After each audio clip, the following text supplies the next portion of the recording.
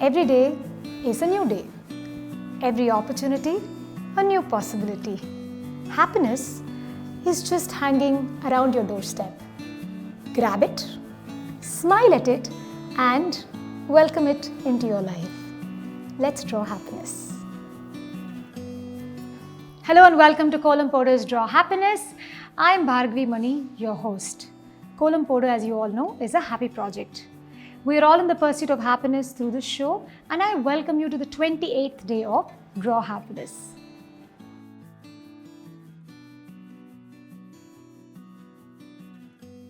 With so many opinions out in the air every single day, can we touch upon an important subject called agreeing to disagree?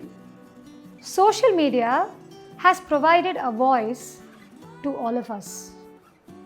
Not everyone is using it in the best way.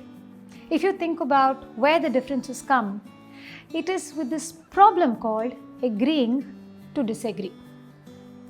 One update and everybody wants to voice their opinion, and while it is perfectly fine to voice your opinion, is that the right way to do it? Can there be a better way to do it? Could your approach have a small shift to make sure it's a happier space? Let's discuss that today. One form of respect is acknowledging another person's point of view, hearing them out, even if you don't entirely agree with what they're saying, and stay objective. Just because they're saying it, you don't have to say it's right. And just because you might not agree with them, it doesn't need to burst out into a fight. Now, this is not just on social media, even in everyday interpersonal relationships. When it comes to a point where you don't entirely agree with someone, here are a few questions that you can quickly run through in your mind before you respond. How important is this subject of discussion? Does it impact you personally? Does it impact your loved ones? Does it impact the society? Is this conversation really going to make a big difference? And the third point being, do you have a point of view which is going to address the other person's point and come up with a solution which is going to take everyone to a happier space by solving the issue? Every difference need not end in fight or argument. It can actually end in a very, very pleasant conversation. How does that happen? My grandmother would always tell me, pick your battles. It is important to communicate your point of view, but the way you communicate it can actually make a huge difference. Are you being subjective or are you being objective? Now, you cannot control what the other person has to say, but you can control yourself. By doing this, by communicating your point of view in a nice manner, not only have you exchanged your point of view, you have allowed that person to also communicate their point of view by listening to them, and there is a discussion, and you can just end it with agreeing to disagree. Now, this kind of a scenario happens both in personal and professional scenarios. If you look at the most liked people around us, it's very interesting to observe they are not necessarily people who are going to say yes to everything that everybody is saying. They just know how to be discerning. They know how to pick their battles. They know to agree to disagree and move on a very happy note. When you acknowledge the other person's point of view, you've made them happy. When you have acknowledged and communicated your point of view in a very nice way, the other person starts looking at you and starts liking you a notch better. Because not only have you communicated, you've also been very respectful of them. That makes you happy as well. Two people happy, happy conversation, thereby happy situation and circumstance. Slowly, it only increases the happiness quotient around us, doesn't it? There is tremendous happiness in being able to acknowledge differences and go past it and also be able to communicate. Give yourself this happiness and this to those around you. Another way to be happy, of course, is drawing a column.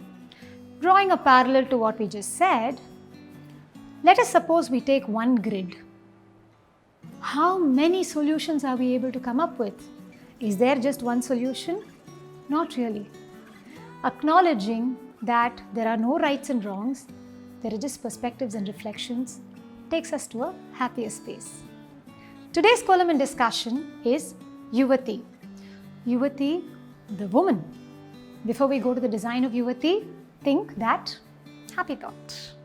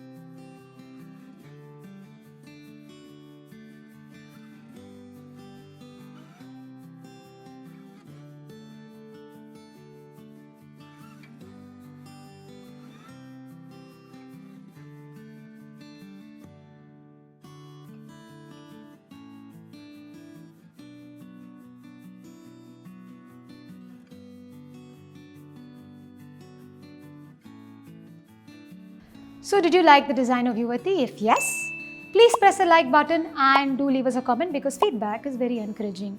Also, draw Yuvati, take that picture on your phone and upload it on our website kolampodu.com under the category of Draw Happiness. 108 days to a happier space. Upload your columns along with your happy thought. A happy you means slowly those around you are going to get happier and eventually we can build a happier society together. On to the last part of our daily episode, the happy thought. Madhuvanti Badri, she says, reading Amar Chitra Katha story of Tyagaraja Swami with my 7-year-old. Absolutely blissful. Oh my God, this is a memory he is clearly going to hold on to when he grows up. It's a beautiful moment. And thank you. Your happy thought becomes the happy bird of the day.